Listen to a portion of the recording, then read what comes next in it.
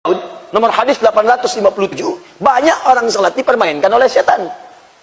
Ya kata Nabi, jika anda sudah mulai bertakbir, fa idza kabbara, hadisnya idza udzina fatara syaitanu alaihi dharatun, sejak azan mulai dikumandangkan, maka setan akan berlari meninggalkan anak Adam sambil terbirit-birit. Makanya tak usah heran, jangan heran kalau ada anda sedang berjalan dengan satu orang, bahkan orang itu pun bukan muslim, azan berkumandang, Allahu Akbar, Allahu Akbar, dia akan berkata kepada anda yang muslim, sudah azan, sudah azan, apa tidak sholat dulu kamu? Karena setan sedang pergi.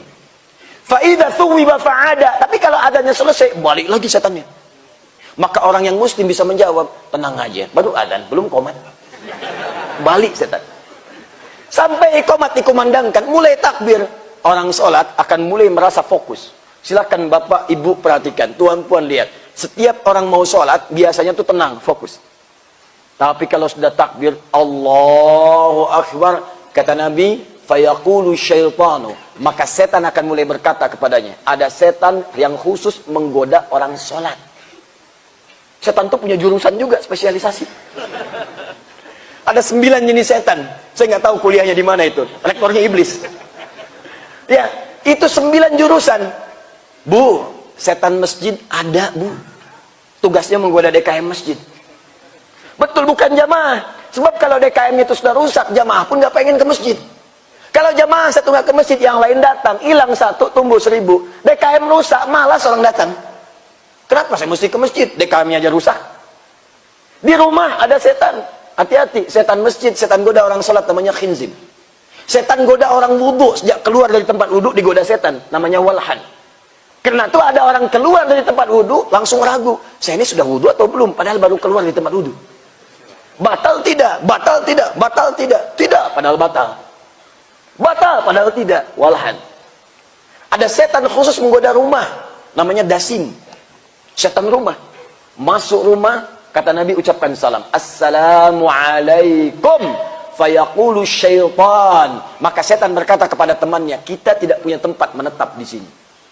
Bahasanya kita tidak punya tempat. Artinya, boleh jadi bapak, ibu datang dari tempat lain, setannya ikut ke rumah. Begitu diucapkan salam, setannya berkata kepada yang baru ikut tuh, kita nggak punya tempat di sini, nggak usah ke sini. Awas, hati-hati Bu. Ibu ke mall, ke supermarket, itu setan pasar bisa pulang. Setan pasar ada Pak. Itu yang sering bikin ibu kadang-kadang terngiang-ngiang sampai di rumah akan tas yang belum sempat terbeli itu. Datang supermarket, lihat tas bagus, sampai rumah kepikiran. Baru mau tidur dialog dengan suami. Bang, tahu nggak Bang? Tadi itu tasnya bagus sekali itu. Cuman sayang tak sempat beli. Itu setan pasar ikut ke rumah, dibisik-bisik supaya nggak fokus dalam ibadah. Kata suami, Ma, tas itu nggak penting, yang penting isinya itu bisa mengantarkan kita ke surga. Masya Allah. Iya Pak ya, astagfirullah, astagfirullah, yang penting kita ke surga Pak ya. Tapi tas yang tadi bagus kok Pak. Bisa bawa ke surga juga, nah itu masuk. Cara mengusirnya masuk rumah, ucapkan Assalamualaikum, fayaqul li sahibi, dia berkata kepada setan temannya, kita tidak punya tempat menetap. Tapi kalau anda tak ucapkan, hati-hati, dia bersemayam di situ. Karena itu setiap orang masuk ke ruangan, baru pulang dari masjid, masuk kamar, kamar kosong, itu kalaupun kita masuk, perasaan kita tiba-tiba bisa gundah. Maka ucapkan Assalamualaikum, keluar dia dan pergi meninggalkan tempat itu. Jangan fikirkan dijawab atau tidak, ya. Tak ada jawaban, normal. Dijawab Waalaikumsalam misalnya, pikir lagi. Assalamualaikum, dasim namanya. Ajarkan pada anak-anak, pada orang dewasa, pada remaja. Masuk, ucapkan salam.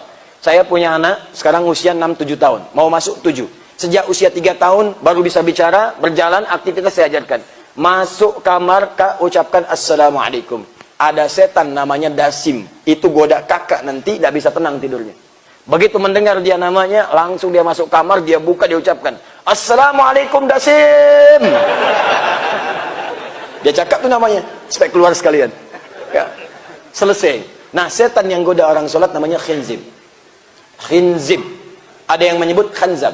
Jadi kalau orang sudah bertakbir, Allahu Akbar, fayaqulu syaitanu udhkur kadza, udhkur kadza. Maka setan akan berkata pada orang sholat ini, ingat ini ya, ingat itu ya. Karena itu silakan kalau tidak percaya. Begitu anda bertakbir, yang tidak ingin diingat pun bisa ingat. Allahu Akbar. Sekarang arisan Ambo mau menang nih.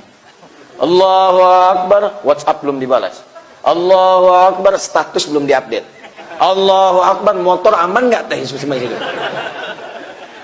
Itu muncul.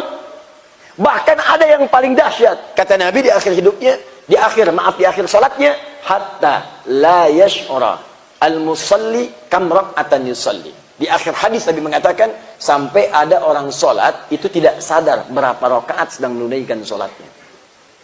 Subuh itu cuma 2 rakaat. Tapi kalau kena tipu daya setan, yang 2 itu bisa jadi 3. Yang 2 bisa kurang 1. Nah, apa penyebabnya orang bisa lalai dalam sholatnya? Salah satu penyebabnya adalah, mohon maaf, karena pikirannya dikendalikan oleh setan, karena tak mampu memahami apa yang ia kerjakan dalam sholatnya.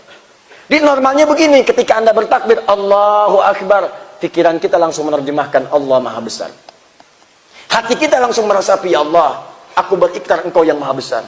Aku mohon ampun ya Allah, kalau selama ini aku sering merasa besar, merasa hebat dibanding orang lain, merasa unggul dibanding tetangga, merasa yang lebih mulia dibanding pasangan hidup. Takbir, Allahu Akbar, menundukkan jiwanya bermohon ampunan kepada Allah. Karena itulah setelah itu dia mengatakan, Allahumma ba'id baini wa baina khatayaya kama ba'adta bainal masyriqi wal maghrib. Ya Allah, kalau memang tadi ya Allah, sebelum saya sholat, saya banyak membawa kesalahan, saya akui saya banyak salah, saya tobat ya Allah, mohon jauhkan antara aku dengan kesalahan yang telah aku perbuat sebelum sholat ini, seperti Engkau jauhkan antara timur dengan barat yang tidak pernah bertemu. Itulah yang dikerjakan sahabat Abu Bakar As-Siddiq. Begitu beliau takbir, itu tangannya langsung bergetar, air matanya keluar. Ketika ditanya, limadha hakadha, kenapa Anda seperti itu? Kata beliau, saya takut lisan saya mengucapkan Allahu Akbar, tapi dalam hidup saya senantiasa merasa akbar dibandingkan orang lain. Lebih hebat ibadahnya dibanding orang, lebih dahsyat kedudukannya dibanding orang lain. Itulah diantara penyebab saat ini kenapa orang sholat sulit khusyuk, karena tidak paham apa yang diungkapkan dan dibacakan dalam